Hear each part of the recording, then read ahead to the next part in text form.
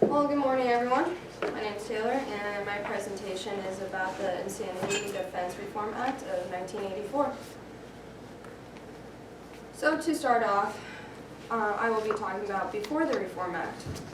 So as we can recognize, there was a missing component, and that component was the substantial capacity component.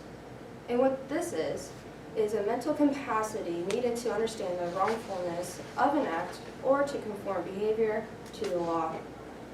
So before the Reformed Act, since it wasn't established, there's other establishments that I will be talking about. To start off, the McNaughton Insanity Defense of 1984. And this was the right from wrong test. And what this focused on was the cognitive and awareness elements, or in other words, to see if the person had the inability to know the nature of the criminal act. So with this insanity defense, the criminal must have a mental disease. And then continuing on to 1954, the irresistible impulse defense was added on to the McNaughton insanity defense, and this also had focal points of the defendant's awareness and the ability to control. And then continuing on to the Durham rule, this added on if an accused is not criminally responsible if an unlawful act was the product of a mental illness. So the concerns of these insanity defenses. So the main concern was that the jurors would be too focused on the testimony of mental professionals and whether or not the person suffered from a mental illness. So due to this, the McNaughton and Durham rules were removed from the District of Columbia courts. So due to the displeasement, they decided, well, in 1962, the American Law Institute test was established to please everyone. So what the also called the ALI was about the defendant who is not responsible for the crime that they committed if the crime was due to a mental illness and did not understand the criminal act was wrong. So continuing on to the proceedings that led up to the Reformed Act. So in 1981, John Hinckley Jr. attempted to assassinate then President Ronald Reagan. As you can see in these photos right here, this is where the assassination attempt took place. And the reason why he attempted this was for the reason that he wanted to reenact the scene from the movie Taxi Driver to win Jodie Foster's heart, who was an actress in the movie. And as you can see below, that's the letter that he expressed how much he truly loved her, just like in the movies. So, why did the Reform Act take place? Well, during the trial of the Hinckley's case, the psychologist testified and concluded that Hinckley suffered from paranoid schizophrenia. And during the trial, they also showed brain scans, and those brain scans showed a lot of abnormal signs. And because of this evidence, the jury decided that Hinckley was guilty by reason of insanity. And the responses of this was that it was not very encouraging to the insanity defense at this time, which was the ALI. So continuing on to the responses to the verdict, there was a poll done by the ABC News. So, and which concluded that 76% of Americans believe that Hinckley should have been convicted. Should have. And it also concluded that what many people believe, that this case showed what was all wrong with the insanity defense, which also was the ALI. And others even called it the rich man's defense. And what this is what people believe is a loophole by hiring the best psychologists to easily convince inexperienced jurors that the defendant is not guilty by reason of insanity. So with these various reasons how the insanity defense was very unreliable and held many misconceptions, the encouraged idea of taking action of the issue was occurring. So continuing on, in 1984, the Insanity Defense Reform Act was established. And due to this, the ALI standard was eliminated, and now the defendant must prove clear and convincing evidence that they were insane at the time of the crime. And also the volitional prog, or in other words, the inability to control his or her behavior was also eliminated from the definition of insanity.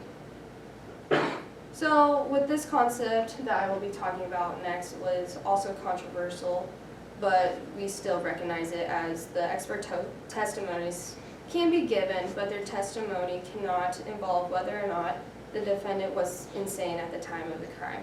That is up to the jurors now, and they are able to decide that. And what also was updated was that the jurors had options whether or not to decide if the defendant was not guilty by reason of insanity or guilty but had mentally ill verdict.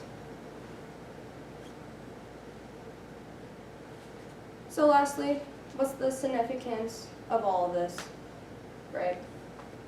That's the big question. Well, because of this Reform Act, it makes it rare for those to plead the insanity defense, as all those misconceptions before in the past insanity defenses, it's actually really rare than most people would think. And for that, there's options of putting people in a mental hospital to get better, rather than to rot in prison and then worsen their mental illness. And then continuing on, that it's possible for those to be rightly sentenced even with a mental illness, as we talked about before, serial killers, Jeffrey Dahmer, Ted Bundy, you get it. And lastly, forensic psychology has been pursued more ever since the Reform Act, and has been given great notice that with the amount of research and the important information, we can better our criminal justice system and create it to be a more advanced system that we all would like and appreciate. Any questions? Yep. I think I read somewhere that the insanity defense is only used like 1% of the time. Do you believe that it's like a valid defense to use, or do you think that we should get rid of it entirely? I think it's valid, but you have to look at every situation, every case, and have to understand that these people that plead the insanity defense are using it for the intention of they actually aren't responsible, they didn't have control of themselves, so why should they be blamed rather than getting the help that they need? But however, there's also cases like the serial killers, Ted Bundy, Jeffrey Dahmer. They should be, in my own opinion, maybe you have a different one, they were rightly sentenced and convicted rather than pleading the insanity defense in a way where they're not guilty because they know their actions were wrong. Does that make sense? Yep. Okay. So if someone was found guilty with like the mental illness verdict, does that just change the sentencing if they were just found guilty without the mental illness? Say that again? Like Sorry. there's two options. They could find like not Yeah. guilty by insanity and then guilty with mental illness. Yes. So does that guilty with mental illness, is their sentencing just different than someone sentenced without? That mental also illness? depends on the case. So, like again, like the serial killers, like life in prison still, like that's max, or if they have the death penalty, that's like the max sentence. So even though they were guilty but had the mentally ill verdict, they still got like the highest punishment.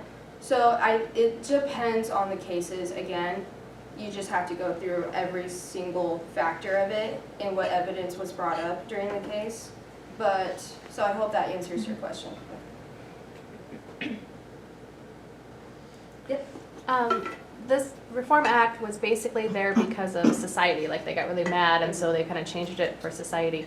So do you believe that we're moving in a direction that is sort of more consistent with how we should apply the law, or do you believe that like this is the wrong direction and we should move back to like the Durham case and things like that? No, the Reform Act is definitely going into the right place because I feel like the past defenses did not adopt or did not fit in with our society's needs, and with this Reformed Act, it adjusted more to our society, so we're definitely going in the right place. Does that answer your question? Thank you. Anyone else?